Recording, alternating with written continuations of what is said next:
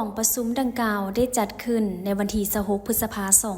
2025อยู่ที่สโมสรเมืองสีโคตะบองโดยการเข้าร่วมของท่านทวิไสเหมาสมภูเจ้าเมืองสีโคตะบอง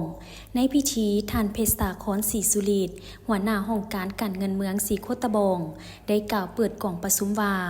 จุดประสงค์ของกล่องประชุมแม่นจะได้รับฟังการเผยแพร่แนะนำการฝึกอบรมเวียกงานการคุ้มครองเก็บรายรับค่าธรรมเนียมค่าวีซ่าการเซ็นเผยแพร่แนะนำขั้นตอนประกอบเอกสารขอเบิกจ่ายงบประมาณค่าธรรมเนียมและค่าบริการจดรับจดจ่ายของบรรดาห้องการอ้อมข้างเมืองขั้นตอนประกอบเอกสารถอนเงินและการเปิดบัญชีเงินฝากอยู่ข้างเงินเมือง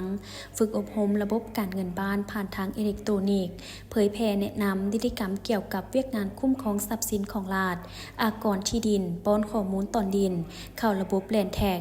ทั้งนี้ก็เพื่อยกสูงความสามารถจัดเก็บรายรับคุ้มครองรายจ่ายงบประมาณการเก็บค่าธรรมเนียมค่าบริการของบรรดาห้องการอ้อมข้างเมืองเว้ารวมเฉพาะก็แม่นการจดรับจดจ่ายและรวมถึงการเก็บค่าบริการของบ้านให้ถูกต้องครบถ้วนโปร่งใสมีประสิทธิผลในใส่ยกสูงความเป็นเจ้าการและสร้างบ้านเป็นหัวหน่วยพัฒนาด้านการเงินให้มีความเข้มแข็งตามทิศเวียกงานสามสร้างให้ปรากฏผลเป็นจริง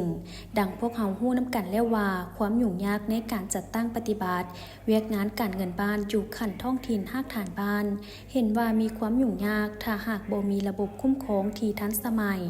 องค์การปกครองบ้านก็บ่สามารถจัดตั้งปฏิบัติได้